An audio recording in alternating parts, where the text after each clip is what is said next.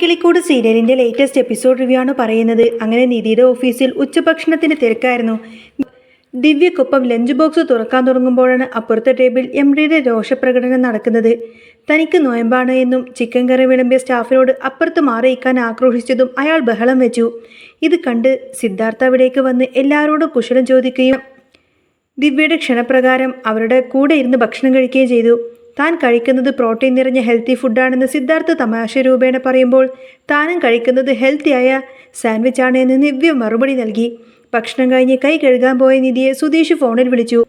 ഓഫീസിലെ വിശേഷങ്ങളും വീട്ടിൽ നിന്നും കൊണ്ടുവന്ന ഭക്ഷണത്തെക്കുറിച്ചും അവർ സംസാരിക്കുന്നതിനിടയിലാണ് ക്ലീനിങ് സ്റ്റാഫിൻ്റെ കയ്യിൽ നിന്നും അബദ്ധത്തിൽ എംഡിയുടെ ദേഹത്തേക്ക് വേസ്റ്റ് വീണത്. എംഡി ആകെ കട്ടക്കലിപ്പിലായി. ആ സ്റ്റാഫിനെ അറിവില്ലാത്തവൻ എന്നൊക്കെ വിളിച്ച് അധിക്ഷേപിച്ച് സംസാരിക്കുന്നതെല്ലാം തന്നെ സുധീഷ് ഫോണിലൂടെ കേട്ടിരുന്നു. അത് നിധിയാണെന്ന് അവൻ തെറ്റിദ്ധരിച്ച് അങ്ങോട്ടേക്ക് പാഞ്ഞെത്തി.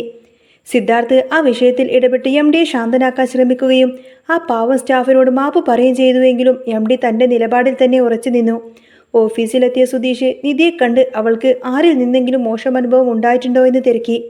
എന്നാൽ എംഡി അങ്ങോട്ടേക്ക് വരികയും സുധീഷിൻ്റെ പെരുമാറ്റത്തെ ചോദ്യം ചെയ്യുകയും ചെയ്തു. അതോടുകൂടെ തന്നെ രംഗം ആകെ വഷളായി. തന്നെയാണോ നിധി തെറി വിളിച്ചത് എന്ന് ചോദിച്ചുകൊണ്ട് തന്നെ സുധീഷ് എംഡിയോടങ്ങ് കയർത്തു. നിധി ആവുന്നത്ര സുധീഷിനെ ശാന്തനാക്കാൻ ശ്രമിച്ചുവെങ്കിലും അവൻ അടങ്ങിയില്ല. ഒടുവിൽ ബഹളം വെച്ച് നിധി അവനെ ഓഫീസിൻ്റെ പുറത്തേക്ക് അങ്ങ് തള്ളിവിട്ടു. അവിടെ വെച്ച് താൻ കാണിച്ചത് വലിയ മണ്ടത്തരമാണെന്നും എംഡി മറ്റൊരാളെ വഴക്ക് പറഞ്ഞതാണെന്നും താൻ തെറ്റിദ്ധരിച്ചതാണെന്നും നിധി അവനോട് ദേഷ്യപ്പെട്ടു. ഇനി ഓഫീസിൻ്റെ പരിസരത്ത് പോലും കണ്ടുപോയ വിവരമറിയുമെന്നൊക്കെ പറഞ്ഞ് അവൾ അവനെ അവിടെ നിന്നും മാട്ടിപ്പായിച്ചു.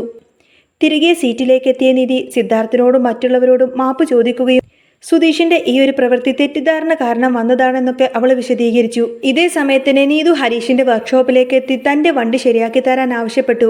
വണ്ടി ഇടയ്ക്കിടയ്ക്ക് തകരാറ് സംഭവിക്കുന്നു എന്ന് നീതുവിന്റെ പരാതിയിൽ കഴമ്പില്ല എന്ന് ടിറ്റോ വാദിച്ചുവെങ്കിലും അവൾ തന്റെ ആവശ്യത്തിൽ ഉറച്ചു നിന്നു. ഹരീഷ് ദേഷ്യത്തോടെ മിണ്ടാതിരുന്നപ്പോൾ നീതു അവനോട് തന്നെ വീട്ടിൽ വിടാൻ നിർബന്ധിച്ചു. നാട്ടുകാർ കാണുന്നു എന്ന് പേടിച്ച് ഹരീഷും ആദ്യം വിസമ്മതിച്ചുവെങ്കിലും നീതുവിൻ്റെ നിർബന്ധത്തിനു വഴങ്ങി അവളെ വണ്ടിയിൽ കയറ്റി യാത്രക്കിടയിൽ അവൻ അവളെ കെട്ടിപ്പിടിക്കാൻ ശ്രമിച്ചത് ഹരീഷിനെ ആകെ വെപ്രാളത്തിലാക്കി. രാത്രി വീട്ടിലേക്കെത്തിയ നിധി ബസ്സിലെ തിരക്കിനെക്കുറിച്ചും സുധീഷ് ഓഫീസിൽ വന്നുണ്ടാക്കിയ ആ ഒരു പുകിലിനെക്കുറിച്ചൊക്കെ വീട്ടുകാർ സങ്കടത്തോടെ പറഞ്ഞു. തൻ്റെ ജോലി പോലും ഈ ഒരു കാരണം കൊണ്ട് നഷ്ടപ്പെടുമായിരുന്നു എന്നൊക്കെ പറഞ്ഞ് അവൾ സുധീഷിനെ കുറേ അധികം ശകാരിച്ചു.